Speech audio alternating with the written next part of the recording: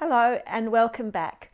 My name's Dr. Emma Adams. I'm a psychiatrist, and this series gives some general mental health tips. I'd like to acknowledge I'm broadcasting from Ngunnawal land and pay my respects to the traditional owners of this beautiful place in Australia. Today I'd like to talk about sleep and what we can do to help get a good night's sleep. Here's a list of things that you can do to help ensure the best night's sleep you can. The first is to establish a regular time to wake up in the morning, get up and stick to it. This might seem really hard if you've had a trouble sleeping the night before, but in getting those circadian rhythms back, those biological rhythms, waking up at the same time each day can really help nail those down. When you get up, get dressed and put your shoes on, and that stops a temptation to crawl back into bed.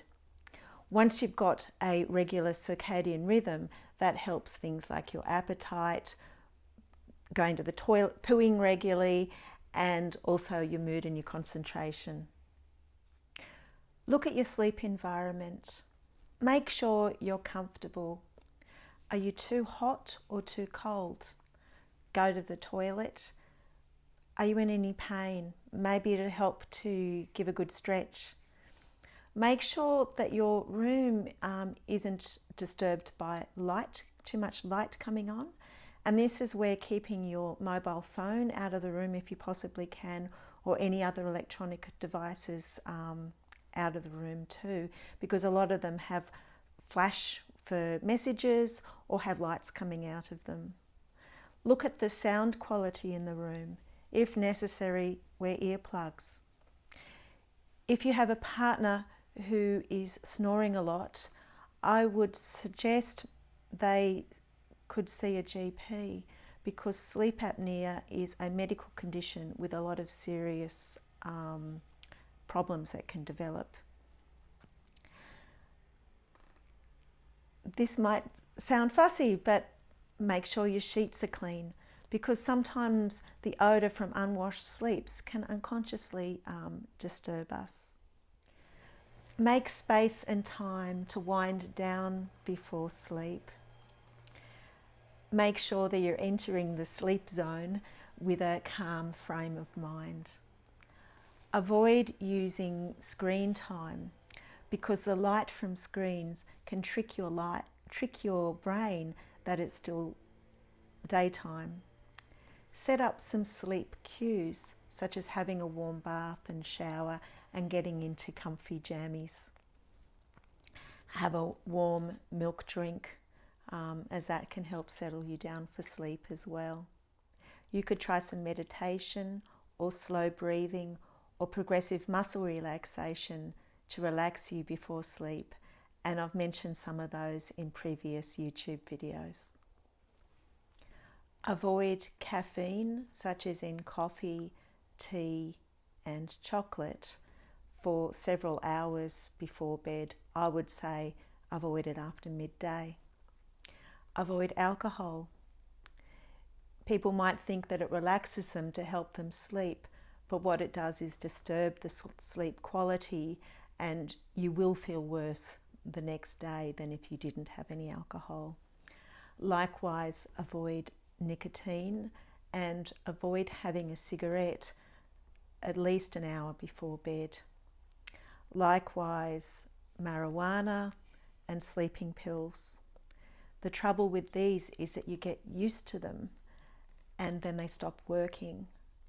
And then if you don't use them, you get worse sleep in what's called a rebound insomnia. Do you ever find yourself lying in bed awake and worrying? It's quite common, and it's because we try and put our worries out of our mind and distract ourselves during the day, and then we're in bed with nothing else to do, all the worries come flooding in. I know I've found myself sometimes worrying extra hard so I don't forget my worries for the next day. It's a difficult habit to get out of, but I'd suggest having a pen and paper beside your bed and make a promise to yourself. So write down the things that are worrying you, because I can assure you at 2 o'clock in the morning, you can't do anything to address those things. But if you set aside a time, and this is what you need to promise yourself, is to set aside half an hour during daylight hours when you can worry about your worries and maybe do something to help settle them, then they're not going to come in flooding your and interfering with your sleep. But the important thing is that during the day you do need to set aside that worry time and write them down so you don't find yourself worrying extra hard. Avoid using your bed as a restaurant, as a desk, or as a conference centre. Try and build the association that bed is only for sleeping. Likewise, if you're in bed and you just can't sleep, get up, go to another part of the room or the house which is dimly lit, and do a non-arousing activity such as reading or listening to mellow music. When you feel that sleep wave come in again, go back to bed. You may need to do this several times. Try not to nap during the day. Occasional power naps may be okay, but really it's important to work on that sleep-wake cycle. This is an important note. What I've given is a basic underlying approach and a start.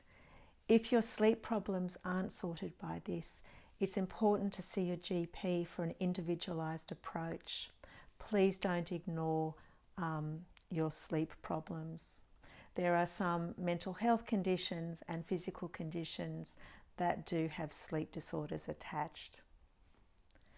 As well, if you're struggling and you need help now, please contact your GP or contact the numbers that will appear at the end or in the program notes. Please look after yourselves, and I'll see you next time.